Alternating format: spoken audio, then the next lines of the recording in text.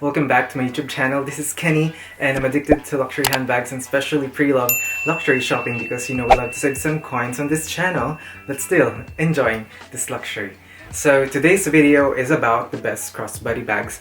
I would tackle this video a little differently. I mean, there's a lot of crossbody bags out there, but I thought just for this video to be more informative, I have break this down into several categories like face value, strap length, and all that. If you're interested in this, then please continue watching. But also, I'd like for you to consider subscribing to my channel and like this video if you do like it, just to help me out grow a little bit on this journey. So yeah, thank you for doing that. Now, the first thing that comes into mind when buying something in general is, the looks.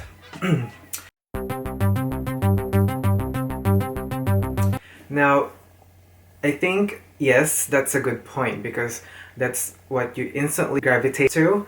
But I think, yes, that's fine, but it has to be like a good mesh of, style, aesthetic, plus functionality. I think that is super true with my Loewe puzzle bag.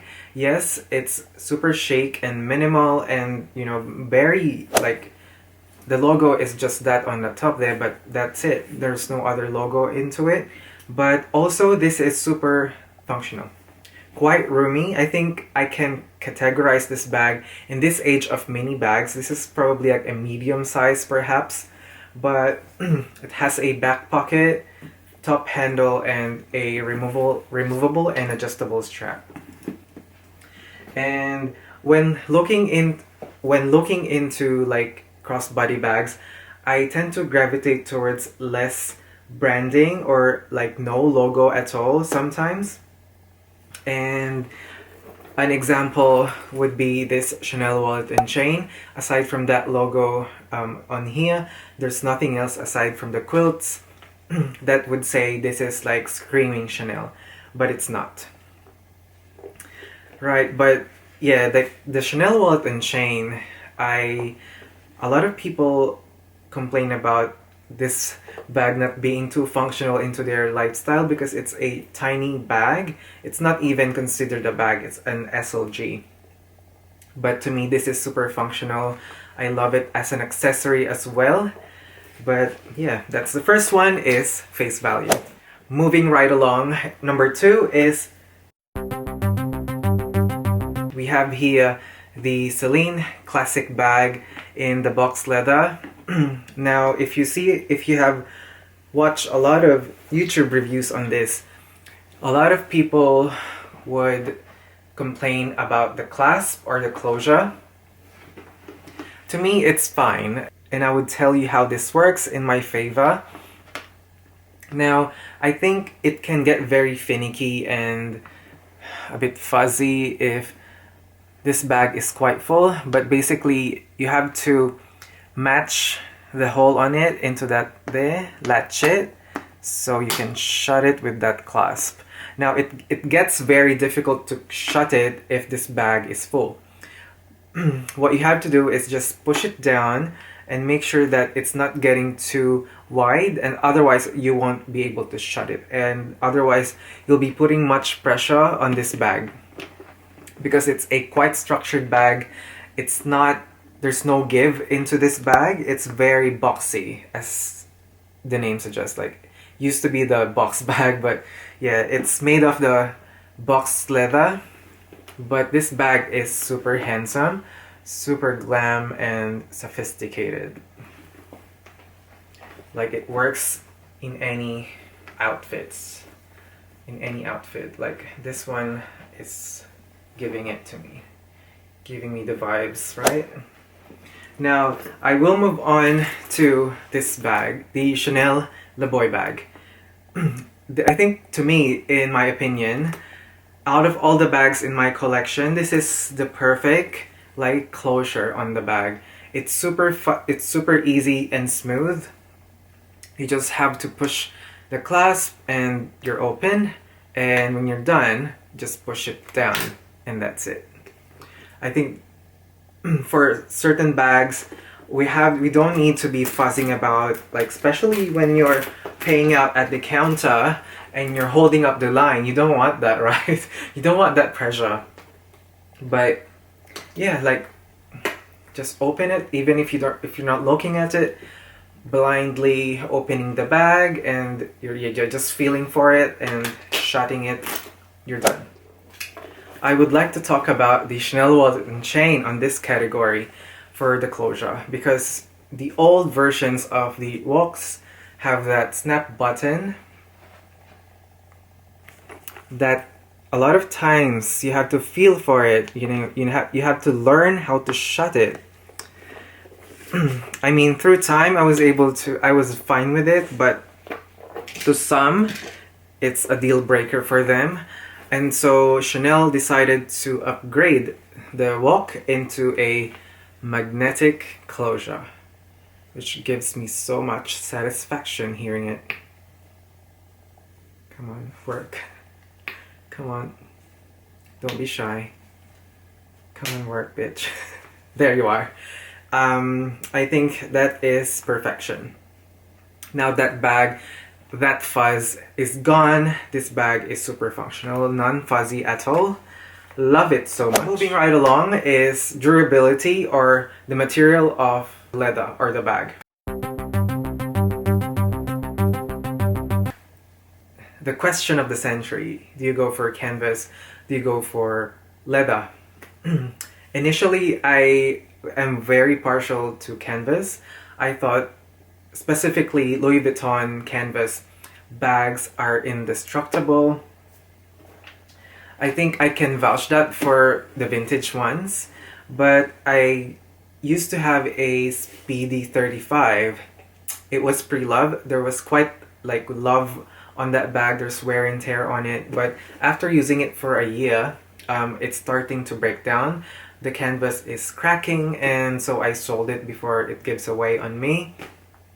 Now that gave me a feeling of like insecurity towards a bag.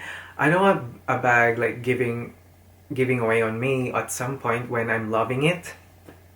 And so I decided to sell it, and that gave me an idea that, you know, canvas bags are not indestructible. I mean, that's same for like leather bags, but hear me out. I think leather bags are much more I mean, they can get restored easier than the canvas ones. In my opinion, when a canvas bag cracks, I think that's the death of that bag, especially with Vuitton pieces. Once a canvas cracks, they can't fix it. So yeah, for longevity, I would suggest go for leather. Another question in terms of Chanel: do you go for lambskin or caviar? I have a lambskin bag here. Super luxurious. I think it, you know, super sleek, like super soft, sophisticated, and all that description. But especially in my like financial status, I like my bags to last longer. Caviar bags, you know, they, I think, withstand like heavy wear and tear because they are grained. Because these kind of leather are grained. If it gets scratches on it, it's not too evident if it's there. Unlike with a smoother, like lambskin bags, you know, once you put a scratch on there, it will be there. But I mean, you can buff it. Yeah. But I think it's just a matter of personal opinion about this. Either way, they're both gorgeous. But you cannot deny the luxury of feeling this lamb leather. Right. So for other brands like Prada, they are quite known for their Saffiano leather, and I've seen a lot of their Galleria bags on the pre-loved market, and they actually held up super well. And I think that says a lot about the quality and durability of the Saffiano leather. Because it's quite stiff, it retains its form most of the time. Alright, also mentioning my Chanel boy bag in this crinkled effect leather, similar to the reissue, and I think this is perfection if you're not into the caviar, and you might find this much more durable than that. It might be in goat skin, this one, but I'm not so sure. Let's move on to number 4 is the strap. Okay.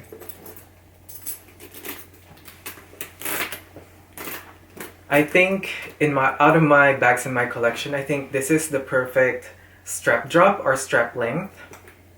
It's not too high up as like going under my chest, and I think it's too fuzzy if it's there, like, you know, you're not comfy, it's like you're getting strangulated. But yeah, I think it's perfect like length, especially for my height. I'm 5'6", and you can easily just reach for your things, no issues. And yeah, especially with the boy bag, I like this kind of option that like this. With this, you can instantly glide it to your back without that fear of scratching the back of the bag. And I think that's what I love about the Chanel boy bag. Although this strap is not adjustable, I mean, you can undo it, but it's not functional. I think it's not the shortest setting, but it's the second like option to that strap.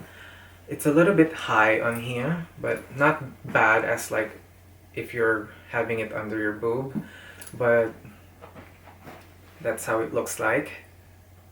But what I'm talking about comparing this into my Chanel boy bag is that when you swivel it around your back and you have like a very scratchy, a little bit rough like jacket, you might have the possibility of scratching the back of the bag, and especially if you have buttons or zippers on your pockets. So yeah, that's what I'm trying to point out. But nonetheless, I love this. It's perfection. And the strap on the Loewe puzzle bag is removable. That's a big tick, and adjustable at the same time. And just want to mention as well the stout bag. And I love this bag because it's got a strap and it's removable as well. And if you want to go for a more chic outfit, you can just take the strap out and bang it across the crook of your arm like this. Especially in the darker colors.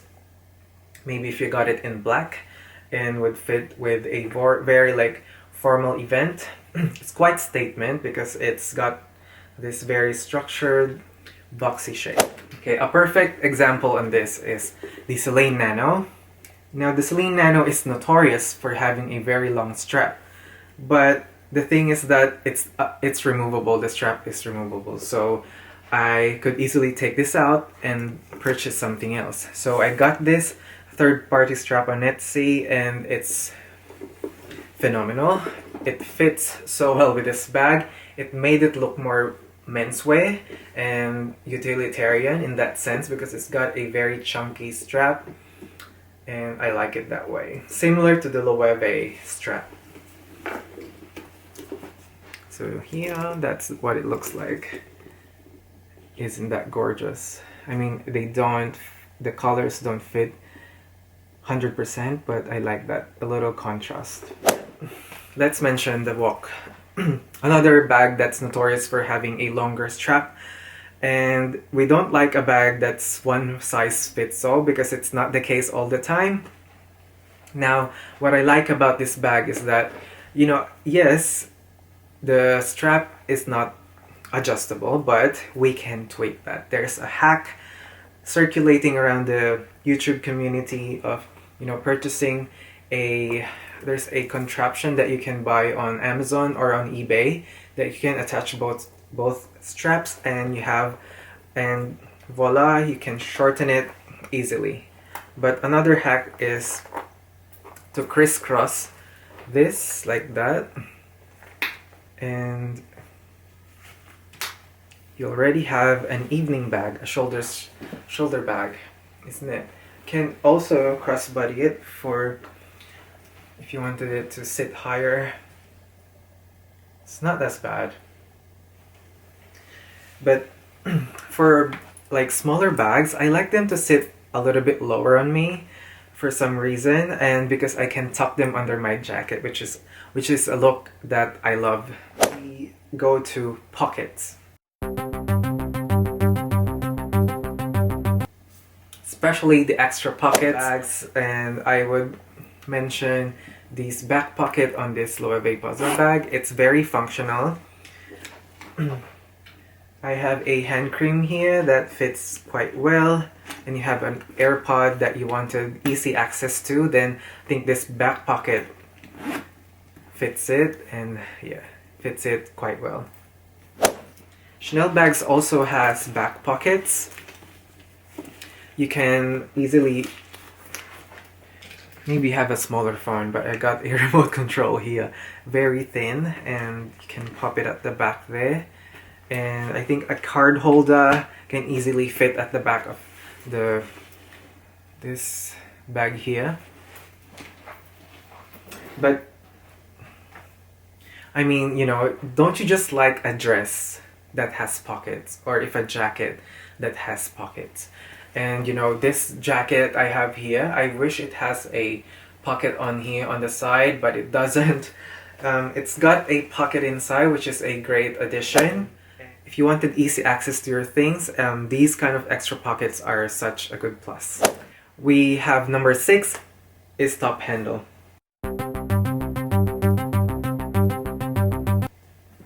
I think this is not essential, but you know, it's nice to have that there as an option. It gives you a lot of versatility, and I mentioned that the style is super versatile in that sense, because just take out the strap and you have an evening, like very like statement bag.